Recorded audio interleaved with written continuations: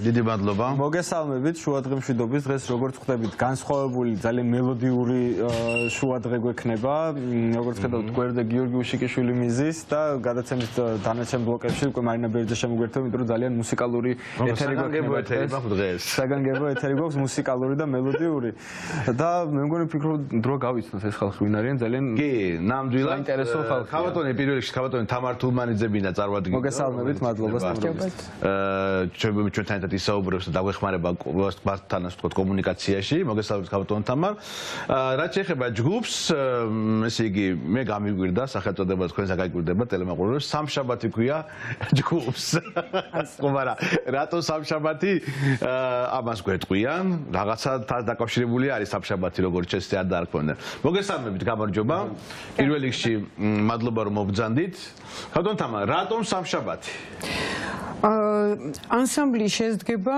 არაპროფესიონალი მომღერლებისგან. ეს რაც კიდევ უფრო დასაფასებელია და ესე იგი ყველანი დაკავებული არიან სამსახურით, აქ არიან არქიტექტორები, მასწავლებლები, ინჟინრები, ასე შემდეგ. და ისე აღმოჩნდა, რომ ისტორიულად სამშაბათი იყო ყველაზე მოსახერხებელი დღე, რომ რეპეტიციები ჩაეტარებინათ. და გარდა ამისა, იცით, სადამ ქართულს ისწავლიდნენ, აღმოაჩინეს, რომ ძალიან ჟღერადი სიტყვა იყო ქართულში. თან სამშაბათი ჩაბათია, რეპეტიციები თქვა ორ შაბათს და ოთხ შაბათს მაგ შემიძლია ჯგუფსაც ორ შაბათს ოთხ შაბათი დავუყო. კი, რატომაც არა ხო? აი ეს მეც გამოვიდა. ძალიან კარგია და ესე შეხედეს ძალიან იუმორითაც ამ თვალს და ესეც რაც კიდე ერთხელ დასაფასებელია. მივესალმები ჩვენს სტუმარს და ქავატონ თამარ პირველ რიგში მე ვიცი რომ თქვენ მრავალი წლის წინ წასული ხართ ოჯახით. უკვე თითქმის 30 წლის წინ. ხო, საფრანგეთში იქ ცხოვრობთ და მე როგორც თქვენთან ვისაუბრეთ, რაღაც აი ამ ჯგუფთან ურთიერთობის დაწყების მომენტიც მითხარით და ეს იყო ალბათ თქვენთვის რაღაც გარკვეული როგორც ემიგრანტისთვის ერთგვარი უფრო ახლო კონტაქტი სამშობლოსთან, ხო? ძალიან მნიშვნელოვანი კონტაქტი იყო, განსაკუთრებით ეს კონტაქტი შედგა თვითონ ანსამბლი ჩამოყალიბებულა 2006-ში, მაგრამ ჩვენთვის ქართველებისთვის ძალიან მტკივნეულ და მნიშვნელოვან წელს 2008-ში. და ზუსტად იმ მძიმე ზაფხულის მერე, როდესაც დავიბომბეთ რუსული ბომბებით. ჩავედი საფრანგეთში, აბსოლუტურად გაჭყლეტილი, დათრგუნული და ერთი კვირის მერე დამირეკა ვერონიკ ბოლატონმა, ანსამბლის დამაარსებელმა და მთხოვა, რომ კონსულტაცია გამეწია მათი ქართული არა მუსიკალურშიც მე მუსიკასთან მაქვს კავშირები თუმცა ჩემს ცხოვრებაში მთავარი პროფესია გახდა ჰობი და მუსიკა გახდა მთავარი პროფესია ჩემი კოორდინატები მისცეს როგორც მუსიკოსის მუსიკის მასწავლებლის რომელმაც იცის ქართული ვერონიკს ანსამბლის დამაარსებელს და მთხოვა რომ მივსულიყავი და რაღაც კონსულტაციები ჩამეტარებინა. ბატონო გიორგი, თქვენც გითხარით, რომ წავედით ფეხის თრევით იმის შიშით, რომ ნუ რა უნდა უთხრა ახლა ფრანგებს საფრანგეთის 6 კუთხეთში არის ქალაქი კლერმონ-ფერანი, იქ არის ძალიან ცნობილი მორაგბეების გუნდი ASM-ი, სადაც ქართველი მორაგბეები თამაშობენ, ის მიმად ცალკე გაუკვირდათ, ეს კიდე ცალკე ისტორიაა. ხო და ესე იგი, რო წავედი ამ შეხვედრაზე, მე იმას ვფიქრობდი, როგორ უნდა გადავაფიქრებინო, რომ თუ ძალიან სერიოზულ სიმღერებს შეუვარდნენ წელში, რომ რაღაცნაირად უფრო მარტივ სიმღერებზე გადავსულიყავი და იცით, ეს იყო ისეთი საჩუქარი, რომ მოვისმინე ამათი სიმღერა, ეს იყო ისეთი მალამო, განსაკუთრებით იმ 2008 წლის აგვისტოს შემდეგ, ჩადიხარ საფრანგეთში და უცებ ფეირვერკი არის ესეთი. რუსები ბომბავენ, მაგრამ ევროპელები საფრანგეთის ცენტრში, ოვერნში მღერიან არაპროფესიონალი ქალები ქართულ პოლიფონიას.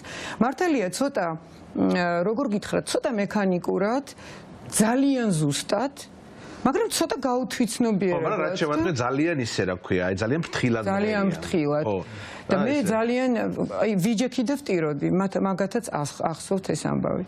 2008-ში დავიწყეთ მუშაობა, მე შემეძლო ჩემი გამოცდილებით და ძალიან დიდი მოყვარული ვარ ქართული ფოლკლორის ამაში გავიზარდე და მე ვთვლი რომ ეს არის უზარმაზარი და უკიდეგანო საგანძური ქართველების.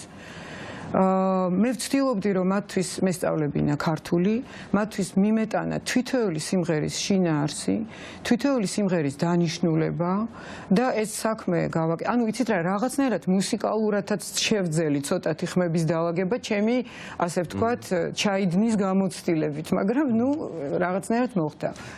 მე მივხვდი რომ ამ გუნდს ჭირდება პროფესიონალი. პროფესიონალიც მალე გამოჩნდა, ეს იყო არაჩვეულებრივი შეხვედრა ბატონ მალხაზ ერქვანიძესთან 2010-ში.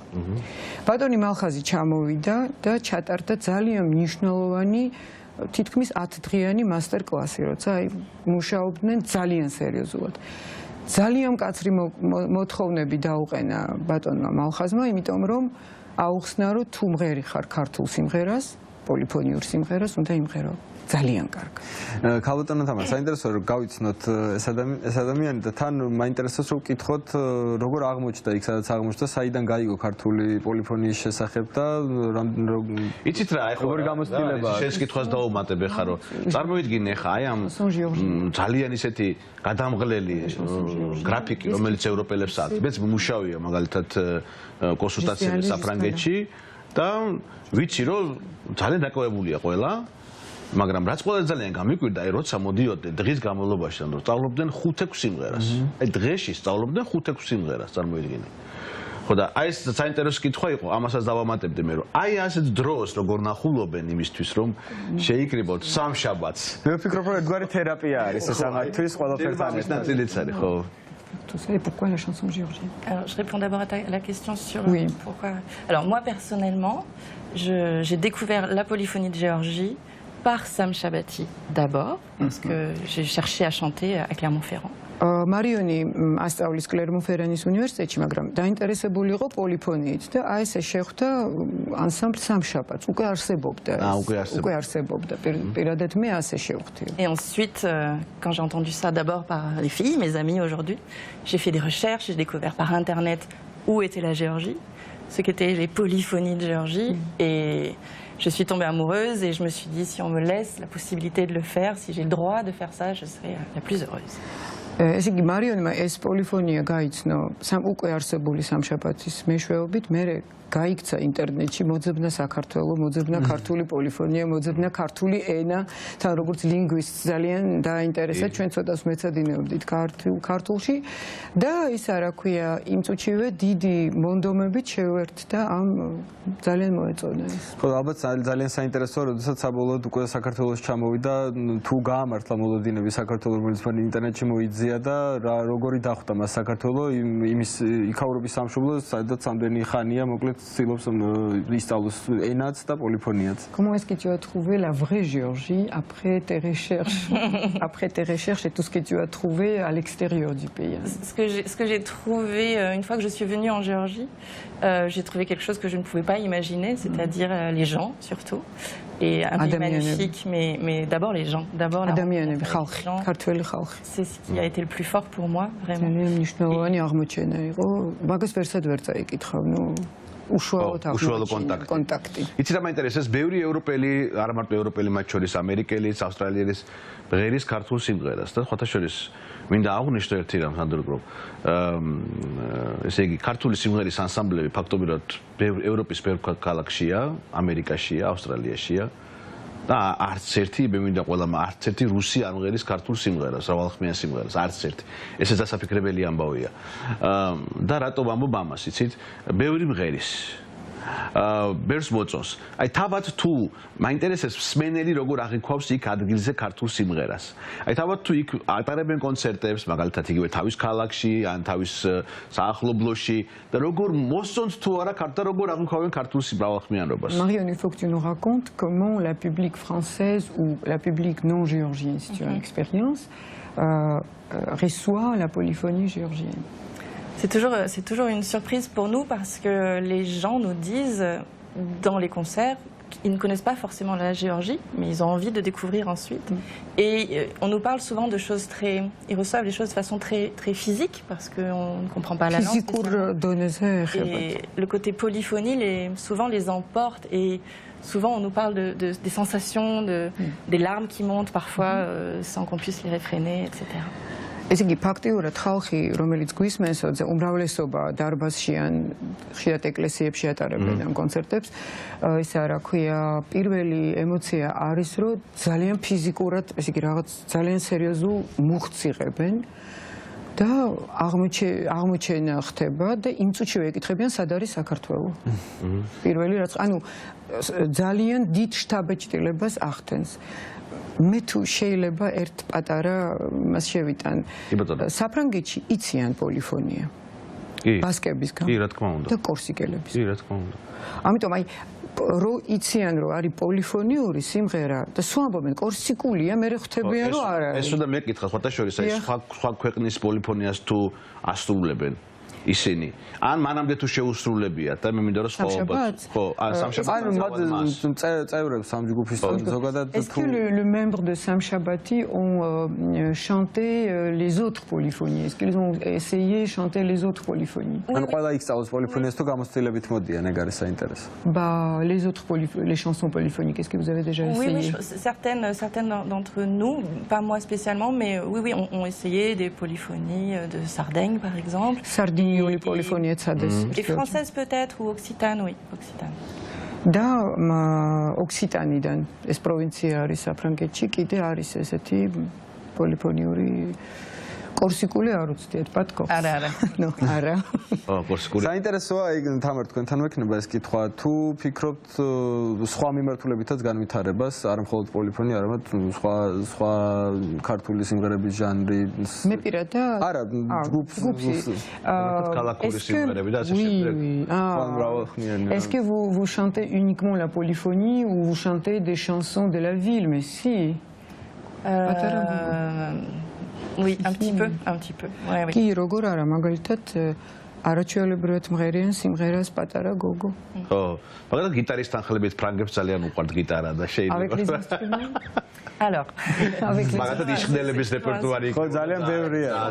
intégrer des instruments, doli, panduri.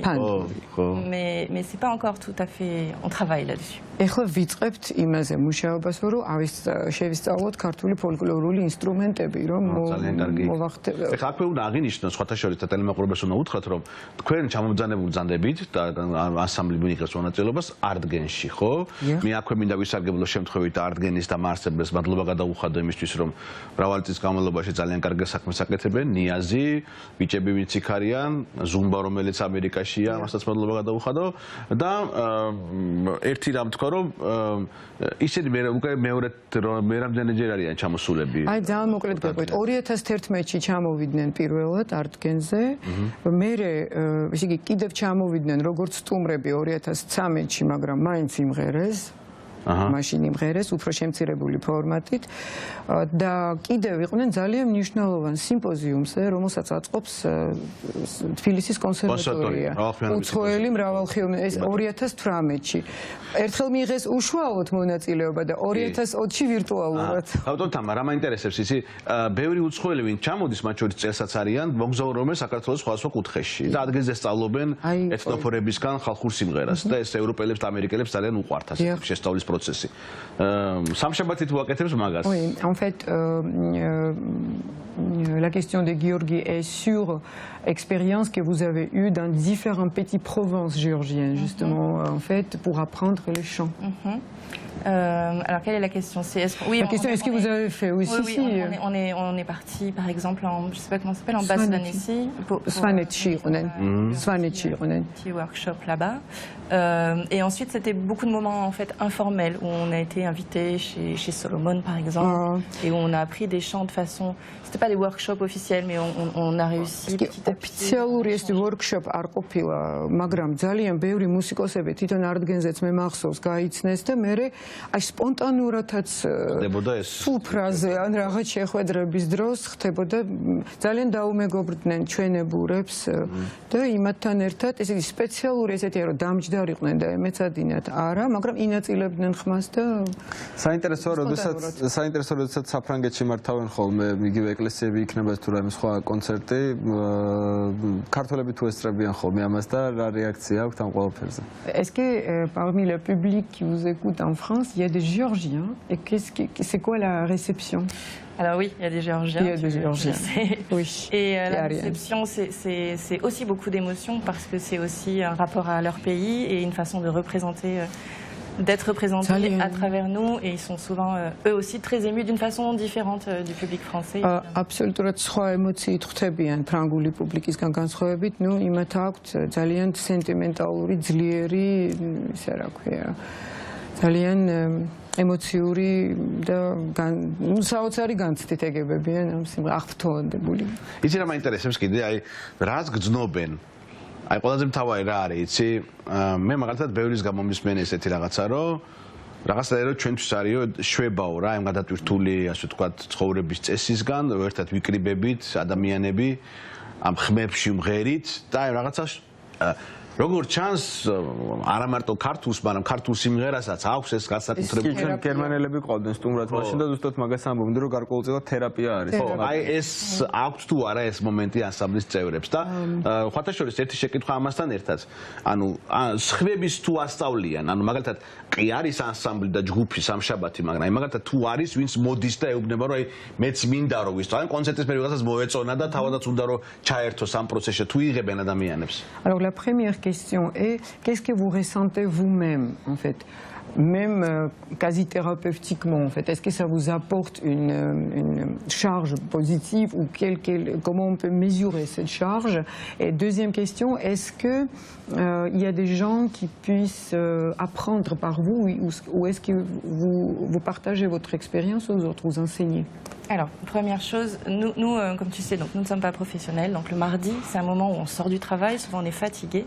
Et en fait, être ensemble et chanter, ça nous fait du bien. On a l'impression qu'on ne sera pas capable, qu'on est trop fatigué par le travail. Et finalement, être ensemble et avoir toutes ces vibrations des chants, ça nous fait du bien.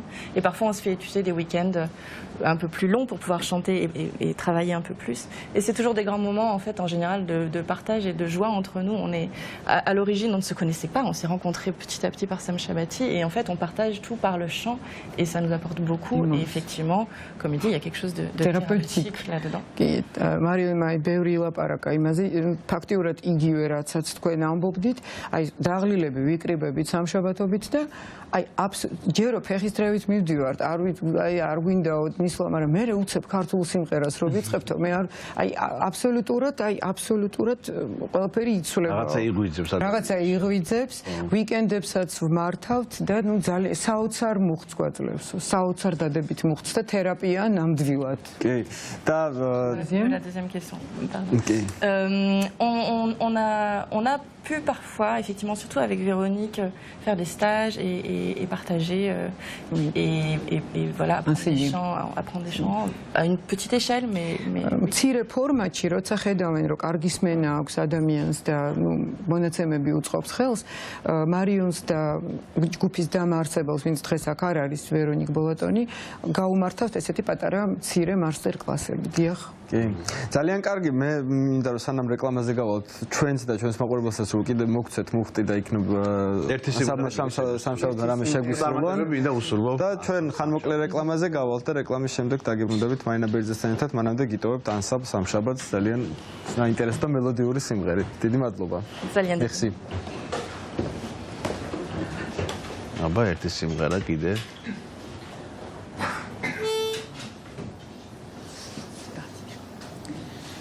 მე ხარ წავიდე.